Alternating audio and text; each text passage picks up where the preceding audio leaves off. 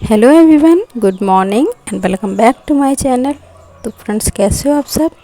उम्मीद करती हूँ आप सब बहुत अच्छे होंगे। तो कोई कोई सा दिन ना सच में अच्छा नहीं होता है।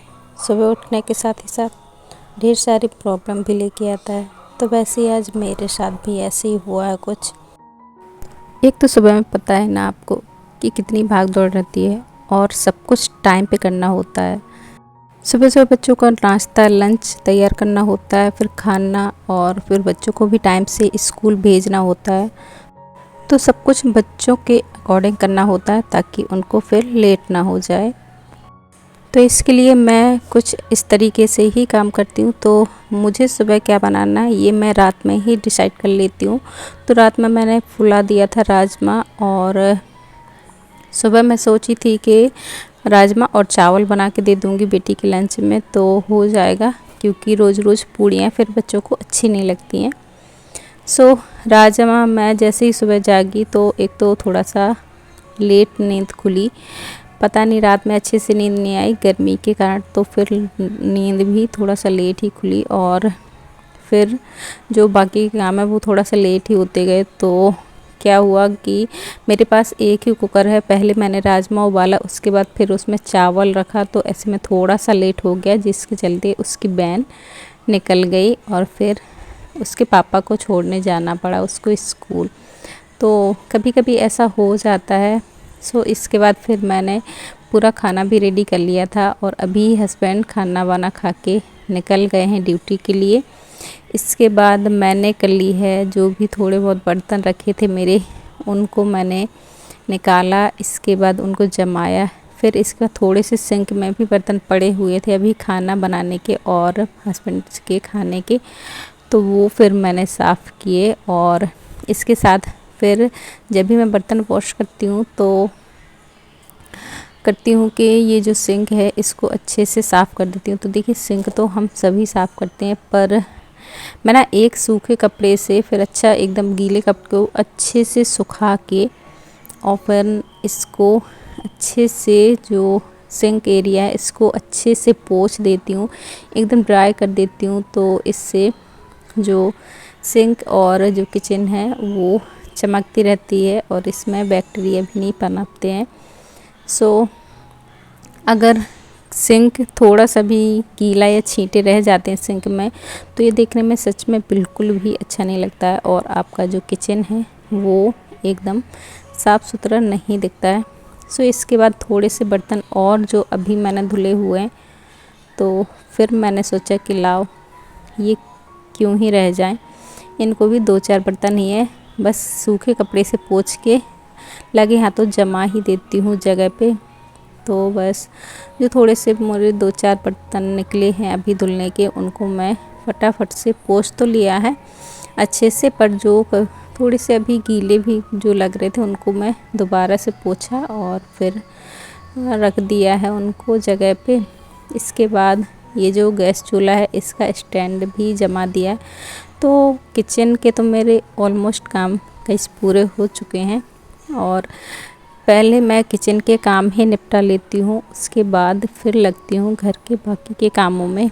क्योंकि एक बार जब किचन इस तरीके से साफ़ सुथरा ऑर्गेनाइज हो जाता है तो सच में बाकी के काम करने में फिर हेडेक नहीं होती है। और जब हमें कभी भी किचन में दोबारा से काम करना होता है तो किचन एकदम साफ़ सुथरा नीट एंड क्लीन मिलता है, जो कि देखने में बहुत अच्छा लगता है और काम करने में भी उतना ही ज़्यादा मज़ा आता है।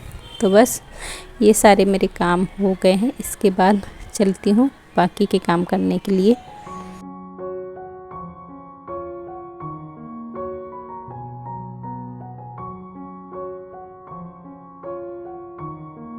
तो किचन को इस तरीके से साफ़ सुथरा करने के बाद अब चलती हूँ मैं अपने रूम में, और सच में घर की हालत जो है ना वो काफ़ी ख़राब हो रखी है, हर एक चीज़ पे डस्ट बैठी हुई है। तो आज मैं सोच रही हूँ कि अच्छे से कॉलिन से साफ़ कर दूँ। वैसे मैं डेली बेसिक पे कपड़े से साफ़ करती रहती हूँ, पर होता है कि कभी कभी इनमें साइन की कमी आ जाती है, जिसके चलते ये थोड़ा सा कम साफ़ लगता है।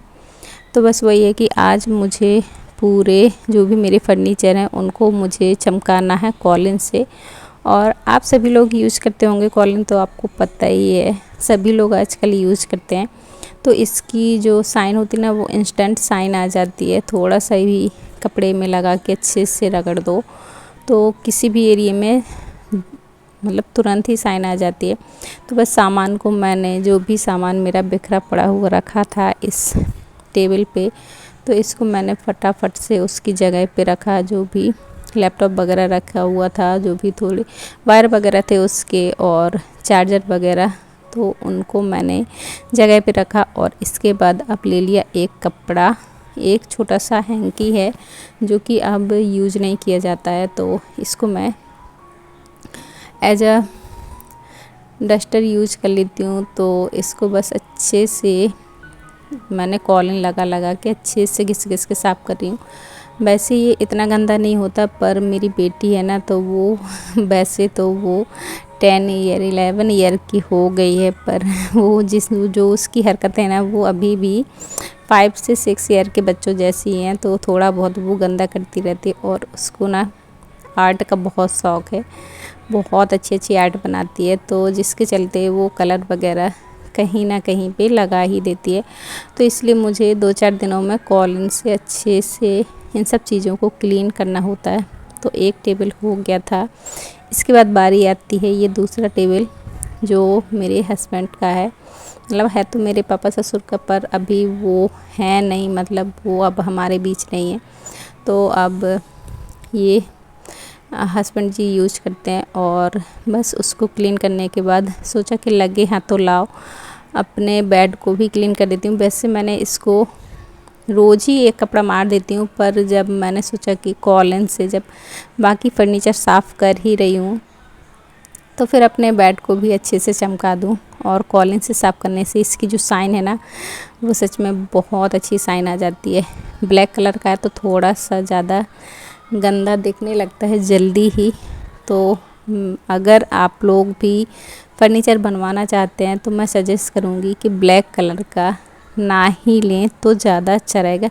जितना ज़्यादा से ज़्यादा हो लाइट कलर के ही फर्नीचर घर में ऐड करें, तो उनसे गंदगी भी नहीं ज़्यादा दिखती है, विजिबल नहीं होता है। गंदगी तो देखिए सब जगह होती है, पर वो क्या है ना कि आँखों में तुरंत नहीं दिखता है। तो बस मैं तो अपने, मेरा बेड जितना खूबसूरत है उतना ही ज़्यादा मैं इसको क्लीन करते करते परेशान हूँ। तो चलिए, एक कमरा निपटाने के बाद आ गई हूँ दूसरे वाले रूम में। और इसमें कल मैंने चादरें ये सुखाई थी, मतलब धुली नहीं है, बस ऐसे ही धूप में डाल दिया था, हल्की सी धूप निकल आई थी। तो फिर मैंने इनको कल फोल्ड नहीं कर पाई, तो आज फिर अभी कुछ और काम नहीं है, खाना वगैरह सारा हो गया है। मैंने अपने लिए भी रोटियां जो है सेक के रख ली हैं। बस इसके बाद फिर मुझे झाड़ू लग गया है, बस पोछा देना है। तो फटाफट से पोछा दे के नहा के फिर खाना खा लूँगी। तो ज़्यादा ठंडी नहीं हो पाएंगी, वैसे भी हम लोग हॉट केस में रखते हैं रोटियां, तो ठंडी नहीं हो पाती हैं, उसमें अच्छी रहती हैं, सॉफ्ट और मुलायम रोटियां रहती हैं। सो बस यहाँ पर थोड़े से मेरे कपड़े डले हुए थे, जो मैंने आपको बताया है कि आजकल बारिश हो रही है, जिसके चलते जो कपड़े हैं ना वो जल्दी नहीं सूख पाते हैं।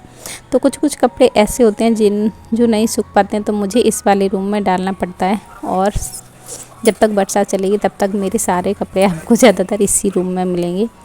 तो इसके बाद पूरे घर में पोछा दे दिया है, पूरा घर एकदम साफ़ सुथरा नीट एंड क्लीन कर दिया है। पूरे घर के काम होने के बाद लास्ट मेरा रह जाता है ये वॉश बेसन। तो इसको भी तो मैं डेली ही क्लीन करती हूँ, क्योंकि वाइट कलर का तो बहुत जल्दी गंदा दिखने लगता है। तो बस इसके बाद फिर आ जाती हूँ अपने बालकनी में। और अब बारी आती है बालकनी को क्लीन करने की। तो फटाफट से इसको क्लीन करके जाती हूँ नहाने के लिए, लेती हूँ शावर और फिर बैठ के खाऊंगी खाना। तो आज के मेरे काम डन हो गए और इसी के साथ ही इस वीडियो का भी एंड यहीं पर करती हूँ। होप करती हूँ आज के वीडियो आपको पसंद आया। गाइस पसंद आया तो लाइक शेयर और चैनल को सब्सक्राइब कीजिएगा। मिलूंगी नेक्स्ट वीडियो में, तब तक बाय और अपना ख्याल रखिएगा।